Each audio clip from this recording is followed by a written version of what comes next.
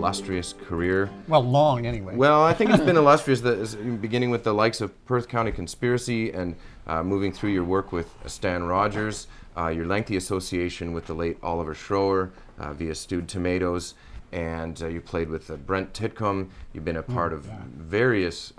Scott Merritt, that's one. Scott Merritt is another. Just posted that Scott Merritt video. That's pretty neat. And not to mention all the people you've sat in with and played on studio tracks for. You're in the house band for the annual Gordon Lightfoot tribute at Hughes Room, which is how you and I know each other best. Many times. And you're a multi-instrumentalist. I don't know what more I can say about you. You love trains. Yes, true. And how does all of that wind up? You playing with these guys, plus the likes of Rich Greenspoon and and Rich Underhill. Well, something like this was kind of inevitable, just because through my different channels of work, I just keep encountering really interesting people, and you know, it just dawned on me very slowly, I guess, that I should get all these interesting people together and see where it goes. And also, you know, I was starting to write more, be a little more adventurous writing-wise and musically, you know, a little more jazzy, a little more world music-y, and that just, everything just seemed to coalesce. It was about 2, maybe 3 years ago. Actually, almost 3 years ago, because the first Confabulation gig was April '08 at Hughes Room. And so I got a whole crowd of people there. It was great to bring together the Perth County connection with Cedric Smith and Terry Jones, and the Oliver connection with, of course, Jaron. Jaron is basically what was mentored by Oliver. Yeah, fair to say. Totally, absolutely. And Emmeline Stem and Rich Greenspoon through the Stewed Tomatoes, Colleen Allen through the Stewed Tomatoes. That whole connection. Lately, we've been having Walter McLean sitting on with us on percussion, and I know him through Don A. Roberts. You know, I'm playing African music with him, and so it's just all these things. I just felt the need to bring it all together.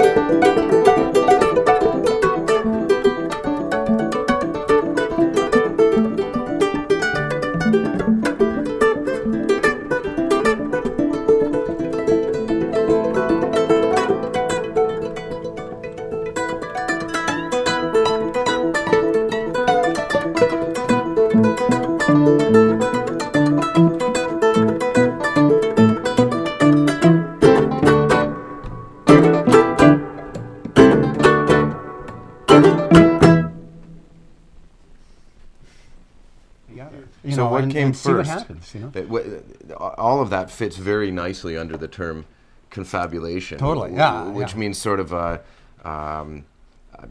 chattering on in a way, or that's made one up side stories. of it. Yeah, that's right. Well, in the dictionary, there's two kind of definitions, and one is the bringing together of people and people having a confabulation, which is like a multi-sided conversation, and that's certainly something we do musically. And the other side of it is confabulation in psychiatry is, pardon me, the making up something when you don't really know the truth. And, or if you're just in such a confused state due to some disease that you've got, right. That you feel compelled to make up truths that are pretty darn far-fetched. And so there's, actually a lot of the Google hits when you look up confabulation are the psychiatry definition. And by far more than the sort of conglomeration of people kind of definition. So I realized that both sides of the definition really fit what we do, because it's bringing together people and we're having conversations, but we're also making something up that didn't exist before. I want to take you up on that word far-fetched, because your music, I think we've described it as... You're saying it's far-fetched? Well, we've described it as accessibly adventurous at Roots Music Canada.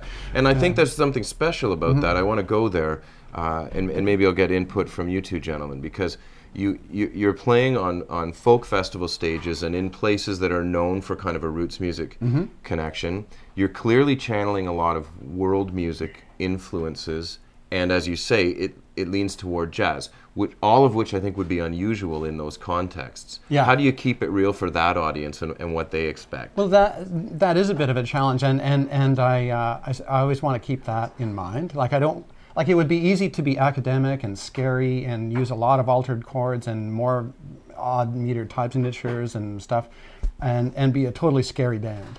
But that's really not the way I see it. I see it as bringing a sense of adventure to the music, but not losing people in it. I really want to keep it friendly and say that we're people, and we have things that we like, and we want to share them with you, basically. And the other thing is bringing Cedric Smith into it, that he is totally audience oriented, and he's always aware of a set list and things, the build of things and segues and interesting ways to keep people engaged. To keep it a performance, and him being a Shakespearean, a Stratford actor probably helps in that area. Yeah, but more than that, it's just his natural stagecraft, and that's something that I've learned from. That's the main thing that I learned from working with those guys is that awareness of flow. Oliver too, actually. Let's talk about Oliver for a second, because Jaron, you and David have a mutual influence in Oliver Shore. David, of course, played with him for years, and you were really mentored by Oliver. You do a lot of Oliver Shore tunes together. What are you bringing to that, and what are you hearing in David, and where's the common point? Well, it was actually it's been quite a cool process over the last few years, and I mean it's great that we've gotten we've played every week for a couple of years now with David, and I feel like it's really come full circle from playing like myself and knowing Ollie and just getting really inside his music, and then figuring out how to make it my own and not sort of just trying to imitate for preservation's sake. Well, what does that mean for yeah. for the audience that's less schooled? It's something that musicians will say when they're covering material. I need to make it my own. What does that mean for you? I think, like for example, when you go to play one note, that it's just exactly the note that you would want to play if you were making up the tune on the spot.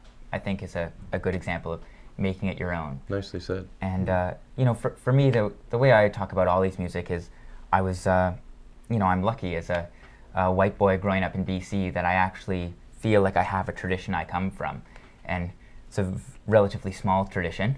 Yeah. Of one, but it really, you know, the way you hear. It's not really.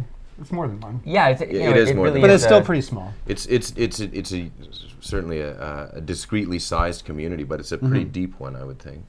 Yeah, and it's one that I really feel like I genuinely come from, and even if what I'm doing doesn't sound exactly like that to me, it often does to other people. For the same way that, you know, guys like the Bella Fleck scene come out of bluegrass, and that's their tradition, and they're doing lots of stuff with it.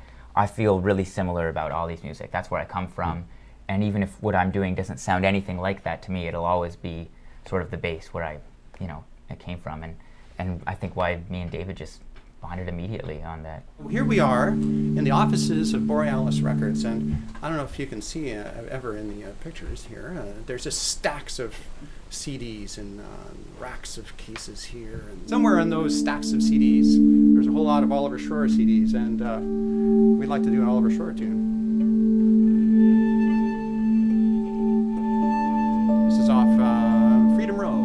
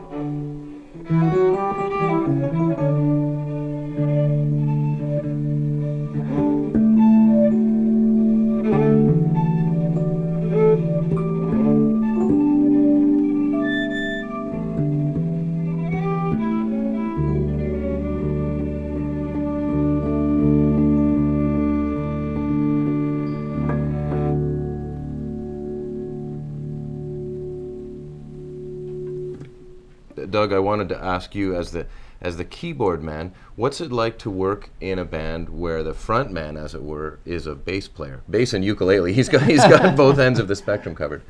Well, it's really not that much different than any other gig like this. I work in Manteca too, and one of the leaders of that band is a bass player. True, Henry Hiley. Yeah, and I love working with bass players because they have a different sensibility about music. When you're playing the bass part, a lot of people don't really realize it, but it's like there's a melody, but the bass part is probably just as important, even more important than the melody is in a lot of cases.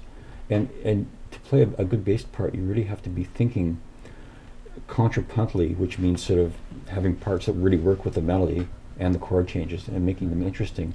And if you dissect any great tune, whether it's the Beatles or one of David's tunes, or like a great folk song, even something really simple, you'll often find a great bass line, and it's sort of the essence of a good tune, I think. It's structure, right? It's like the basement. It's what holds everything together.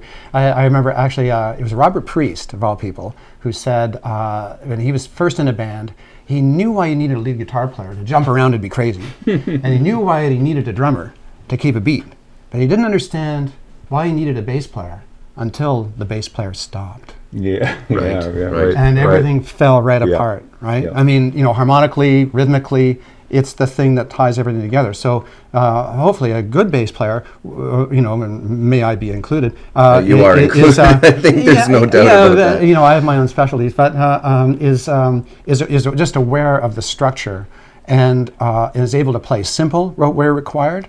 Just boom, boom, boom, boom. If that's all it is, fabulous. That'll hold everything together at the right time in the right song. And other times you play that Charlie Parker heads or something on the bass, right? It's all available, but it's up to you to make those choices. So the bass player has got to really hone that ability to make those choices and do the right thing at the right time. Sometimes I haven't done. I've lost gigs because I played the wrong thing. I mean, I'm not immune to that. So well, I think you do it. I think you do it better than most, David. I think your reputation speaks for itself. So might I add, does this new record, whether you call it prog folk or musical steampunk, David Woodhead's Right. Confabulation. It's a great CD. I love your work, but I've been really pleased to watch this group develop over the past couple of years in its many configurations. You're doing a great job. It's a pleasure to have you here. Right. Why don't you take us out with a little uke playing? Oh my goodness. Okay. You're on your own there.